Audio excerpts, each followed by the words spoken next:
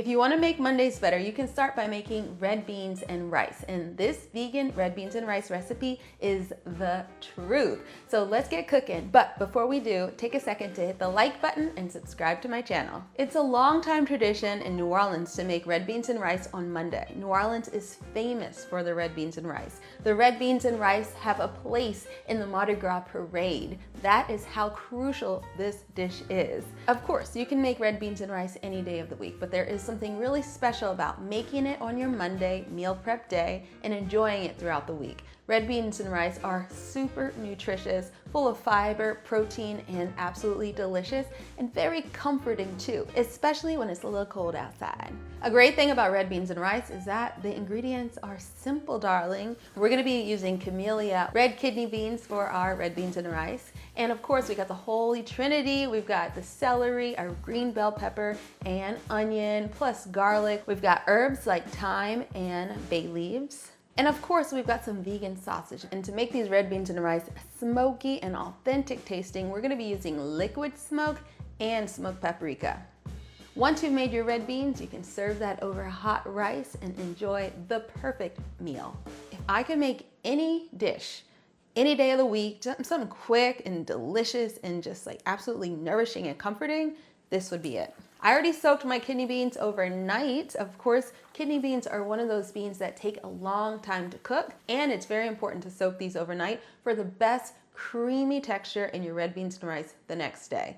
Set an alarm to remind yourself before you go to bed to soak those red beans. It is so important. Of course, you could do a quick soak in the Instant Pot or on the stove, boiling them for a little while, but I still think I get the best texture when I soak them at least 8 hours overnight. We're gonna start by chopping up our Holy Trinity, the onions, the celery, and the green bell pepper. It is one of the most foundational elements of all Creole and Cajun cooking. We're gonna dice that up very finely. I like mine fine. I don't like big chunks floating around. Once we're finished with our Holy Trinity, set that aside and mince the garlic. I'm just gonna add a little bit of avocado oil to the bottom of my pan, which is already hot.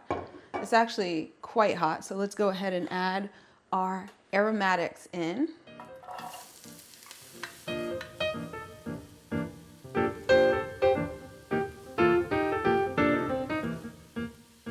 Once our Holy Trinity has cooked down, we can add our garlic, followed by the beans. Now, these beans have been soaking overnight, of course. All I need to do is drain them and give them a rinse before adding them to the pot.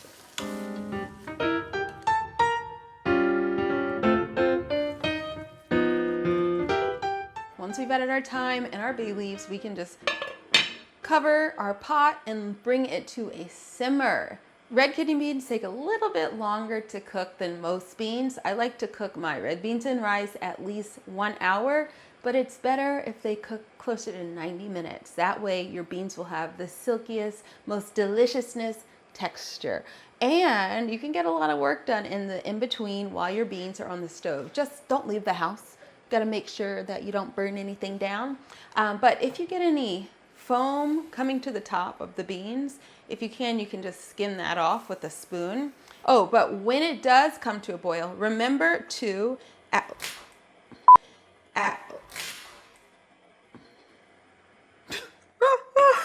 my God, that's not what I thought it was. Anyway, when it does come to a boil, remember to add your Better Than Bouillon vegetable stock base, okay? Because you don't want to add it too late because you want the beans to cook with this, but you can't add it quite yet because the water's not hot enough. So once it comes to a simmer or a boil, add this stuff. Oh no, my floor. When our red beans are almost finished, you know, like in our last 20 minutes, we can prepare the vegan sausage. I think the vegan sausage is so crucial because it adds a nice, meaty, sausagey texture and more flavor. You can make your own sausages, which I have a recipe for in my cookbook, Sweet Potato Soul. So check that out. I'll leave a link to the cookbook down below. But today, I just bought Field Roast. Field Roast makes my favorite sausages, especially for this recipe. They're full of flavor and spices. This is the smoked apple and sage sausage, which pairs so well with the red beans. So for the field roast sausage, all we're gonna do is take all of the links out of their little casings and we're gonna thinly slice them. Then we are going to pan fry them in a cast iron skillet until they are golden and crispy around the edges. Then we can add those to our finished red beans. One of the reasons I make the sausages at the end of the process is simply because that if I don't, I'm gonna eat half of the package out of the pan by myself before it gets to the red beans. And I really should have just bought 2 packages. Someday I'll learn my lesson. We're almost finished. Our beans are now nice and tender, but we've got to add our spices. I like to wait kind of to the end to add the spices just because I want them to be really pronounced when I'm finished with the dish. So we're going to do a tablespoon of smoked paprika. Smoked paprika is going to give it that nice, of course, smoky flavor, but also an umami and richness that like you can't beat. And then we're gonna do 2 teaspoons of Creole seasoning. I make my own seasoning here at home. The recipe is in my cookbook as well. And lastly, we can add 1 little teaspoon of liquid smoke, more smokiness, of course. And then give it a stir. It smells so good.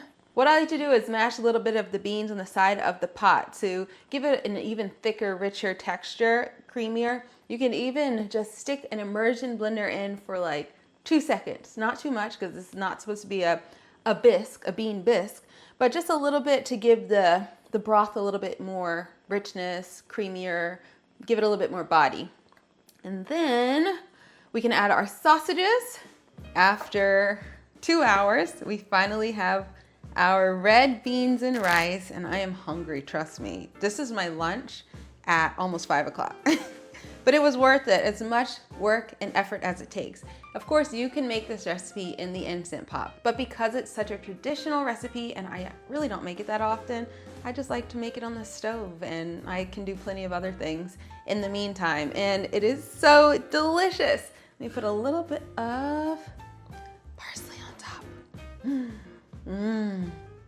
My whole house smells good. I hope you'll give this recipe a try. There is a reason that beans are staple food in cultures all around the world, and that red beans and rice has maintained its popularity in American and especially Creole and New Orleans cuisine for so long. It's because beans are super nutritious.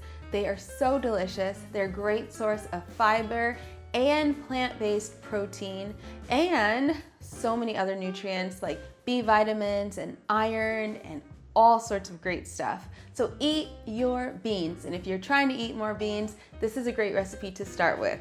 If you feel like you can't digest beans, it might just be that you don't eat them often enough. So don't start eating a ton of beans tomorrow if you cannot digest them. However, implement more and more beans into your diet, and over time, your body's gonna have a much easier time processing them. A great way to take out any of the gas-causing effects of beans is to cook them with a little bit of kombu seaweed.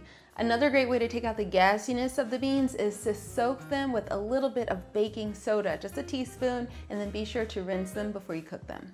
You know what would be great with these beans? Collard greens. So join me next week because I'm going to show you how to make authentic Southern collard greens totally vegan. Subscribe to my channel and turn on notifications so you don't miss that and future videos. And if you loved this video, please consider sharing it with a friend. I'll see you guys next time. Bye.